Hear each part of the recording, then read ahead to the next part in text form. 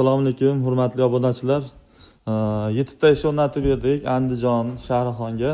Ko'rishingiz mumkin, mokriy rangda juda ham chiroyli holatda chiqdi. Krashin eshiklarimiz orqa shifkalari bilan komplekt holda o'rnatib berdik. Yaxshi zamoglari bilan har doimgidek ko'rishingiz mumkin. Eshiklarimizni mana orqa tomonlari, shifkalari.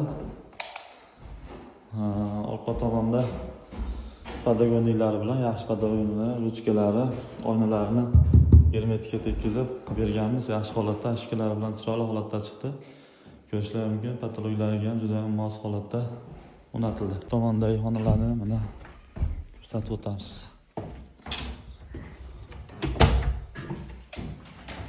Eshiklari mana mokriy rangda juda ham chiroyli rang bo'ldi.